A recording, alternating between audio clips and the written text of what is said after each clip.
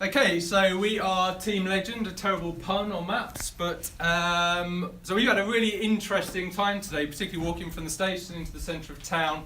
And so we wanted to put ourselves into someone's shoes, so our target audience was day trippers and someone who's travelling into the centre as a tourist to visit a destination. And we kind of know what the challenge is, and we found it really difficult actually to move from the centre, or from the station to the centre. We found that the wayfinding information and tools were actually really poor. So we started to throw out ideas. You know, what if there were a row of Daleks into the centre of Cambridge that you could follow? Or actually, what if there were dogs tied to lampposts? And there's all sorts of crazy ideas. But actually, it got us thinking about lampposts. Now, lampposts are ubiquitous across the city. So why don't we use that lamppost infrastructure to create trails for people? And actually what you can then do is either put signs or emboss on the lampposts different symbols for different trails. So if you wanted to get from the station and find the tourist information office in the centre, we would have an eye, or you could have a sign for the river if you wanted to get to the river, or a sign for King's College Chapel if that's where you wanted to get to, and that would guide you and lead you into the centre. And so what we thought, how could you develop that and make it even easier? And we know that at the station we've got Amazon developing Alexa, we've got Apple developing Siri. So what if we embedded into some of the lampposts Alexa or Siri? So on one side you could have Alexa, on the other side you could have Siri in some sort of competition. We'd get Amazon to pay for it or Apple to pay for it. And what you do is you walk down and you say, Alexa, where's King's College Chapel? You go down here, turn left. And then as you got there, you could ask it again, and eventually it would guide you there. So using voice recognition to navigate through the city. And then we started to think, actually, what else could you do? So we found that walking down Hills Road, again, that some of the landmarks weren't very well, or couldn't really be used for navigation. So why don't we encourage people to put landmarks that you could use for navigation? So we've got some pictures here, and also things like digital wayfinding totems. And we began to develop that idea and thinking about having a kind of a designated gold route. So the idea is that when people apply for planning permission, and through our planning policy and guidance, we can encourage them to create landmarks and to create buildings that allow people to navigate through the city. I think we were talking about some, I think this is in Leeds, Newcastle.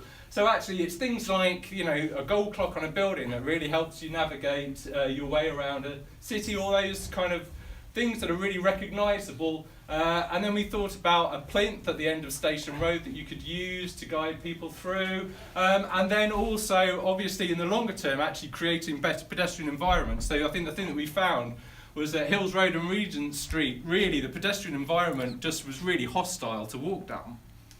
And then, so looking forward, obviously the SPD would allow for innovative ideas, reclaiming road space, so, you know, making pavements wider, and then what could you do with that space? So we've got a drawing here of, you know, you can put out tables and chairs for people to sit on, and then welcome people into the city and make it a much more welcoming environment, and it also becomes commercially viable. And the thing that we did find was actually all the signs were in English, that none of them seemed to be multilingual. So actually, you know, how can we welcome people into the city who are visiting, who don't speak English, and how can we give them information? So things like Alexa could obviously, you know, translate into other languages. I was going to say welcome to Cambridge in Chinese, but I can't quite remember. Wayfinding. There we go.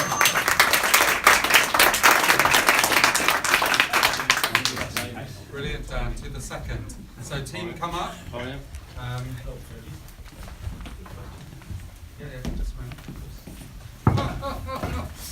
Thank you very much. That was great. So now a couple of minutes if the judges have any questions for the second team.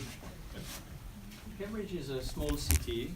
In a way, it's almost difficult to get lost in that city. And in any case, is there anything wrong in discovering a city through getting lost in it? Isn't that the best way of discovering a city? Because your scenario, your key character is a tourist.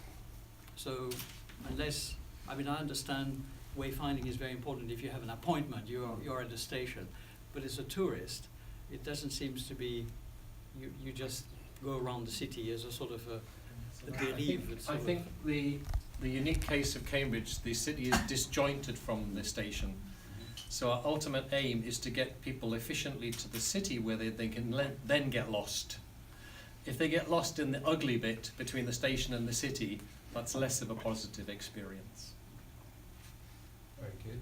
But Further another question? perspective is that we found different layers of users of the city, that like the commuters, shoppers, and we are just taking the user of tourists as an example, that their experience can be consistent using this system, and we just got no time to focus on the other user groups.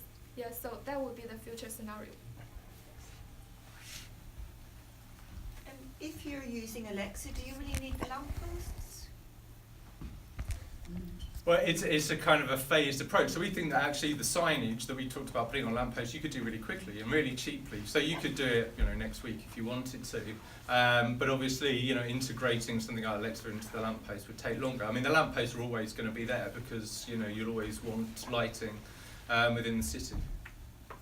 And just to add to that, if you are looking to build something up with your almost short-term fix with identifying routes on the lamppost, you have got something there, something tangible.